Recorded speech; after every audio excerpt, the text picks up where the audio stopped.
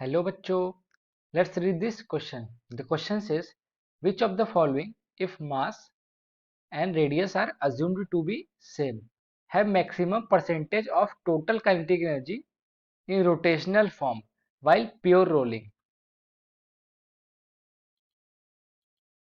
तो बेसिकली हमारे पास जो क्वेश्चन है उसमें हमें चार ऑब्जेक्ट्स दिए गए हैं।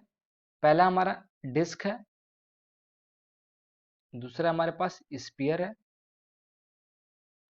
कुछ मेंशन नहीं तो इसको हम सॉलिड स्फीयर मानेंगे, और तीसरा हमारे पास रिंग है, और चौथा हमारे पास हॉलो स्फीयर है। जिनका हमें दिया गया मास और रेडियस सेम है तो उन्हें कुछ हम एम एंड आर ले सकते हैं। और एक कंडीशन और दी गई, इनका क्या हो रहा है, प्योर रोलिंग हो रहा है, प्योर रोलिंग।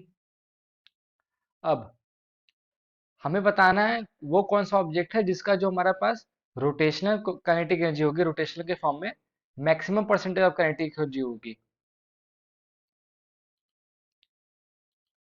तो इस क्वेश्चन का जो हमारा की कॉन्सेप्ट है, की कॉन्सेप्ट वो ये है, जो हमारी प्योर रोलिंग की कंडीशन होती है, हमारे पास कोई अगर ऑब्जेक्ट है जिसका रेडियस आर है और उसकी एंगुलर स्पीड ओमेगा है और ट्रांसलेशन लीनियर वेलोसिटी उसकी v है, तो जो प्योर रोलिंग की कंडीशन होती है वो होती है v equal to R omega. अगर ये कंडीशन फुलफिल हो रही है तो उस ऑब्जेक्ट का क्या हो रहा है, प्योर रोलिंग। हमारे पास चार ऑब्जेक्ट्स हैं, हम इन्हें कुछ 1, 2, 3, 4 नाम दे देते हैं। अब जब हम पहले ऑब्जेक्ट का निकालेंगे यानी डिस्क का काइनेटिक एनर्जी,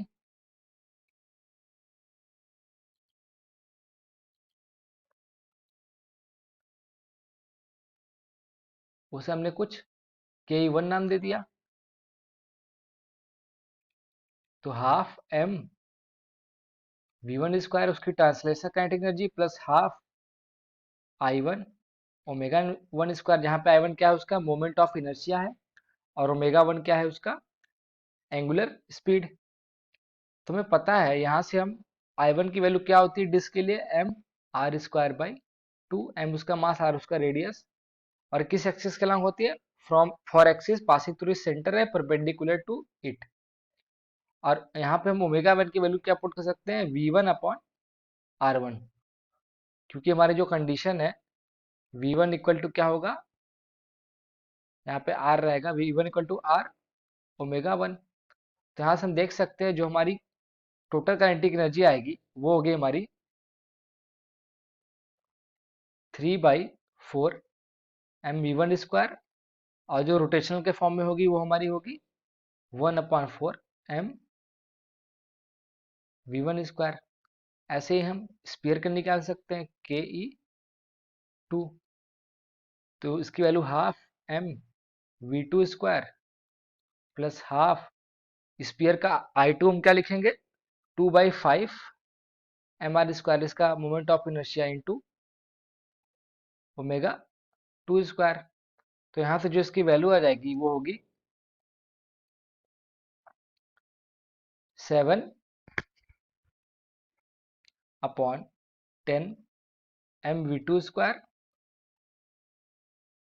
और 2/10 एम वी टू स्क्वायर इसकी रोटेशनल काइनेटिक एनर्जी होगी, और टोटल काइनेटिक एनर्जी होगी 7/10 एम वी टू स्क्वायर। ऐसे हम ke3 निकालेंगे फॉर रिंग, तो हम देख सकते हैं रिंग का moment of inertia M R square होता है सिंपली, तो इसकी जो टोटल काइनेटिक एनर्जी आ जाएगी वो होगी एम वी थ्री स्क्वायर, और जो रोटेशनल के फॉर्म में होगी वो M V three square upon 2। और जो हमारा फोर्थ ऑब्जेक्ट है यानी होलोस्फीयर, उसका मोमेंट ऑफ इनर्शिया होता है 2/3 M R square, half M V four square plus half into इसका i4 क्या पुट करेंगे, 2/3 M R square into omega 4 square. तो इसकी जो आएगी उसकी वैल्यू होगी 5/6 M V four square plus 2/6 M V four square.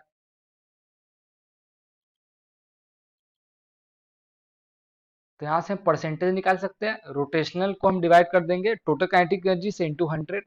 तो फर्स्ट का हमारा कुछ आएगा, जो हमारा रोटेशनल है इसको divided by this total kinetic energy into 100 करेंगे तो आप कैलकुलेट कर सकते हैं। तो जो हमारा एम वी वन स्क्वायर होगा दोनों में कैंसिल हो जाएगा, तो 1/3 इंटू 100 यानी 33.33% आएगा।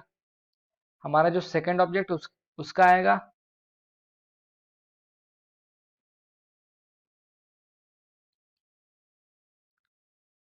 हमारे सेकंड ऑब्जेक्ट का जाएगा 28.57%। जो हमारा थर्ड ऑब्जेक्ट देख के आप बता सकते हैं इसका होगा 50%। और जो हमारा फोर्थ ऑब्जेक्ट होगा उसकी कुछ वैल्यू होगी 40%। तो हम देख सकते हैं जो हमारा थर्ड ऑब्जेक्ट यानी हमारा जो रिंग है उसकी जो रोटेशनल काइनेटिक एनर्जी है वो टोटल काइनेटिक एनर्जी का मैक्सिमम परसेंटेज है, maximum percentage. Now let's read the options. तो जो हमारा पहला ऑप्शन है वो हमारा डिस्क है, सेकंड ऑप्शन हमारा स्फीयर है, थर्ड ऑप्शन हमारा रिंग है, फोर्थ ऑप्शन हमारा हॉलो स्फीयर है। सो our final answer will be option third, that is ring. Hope you understood it well and best of luck.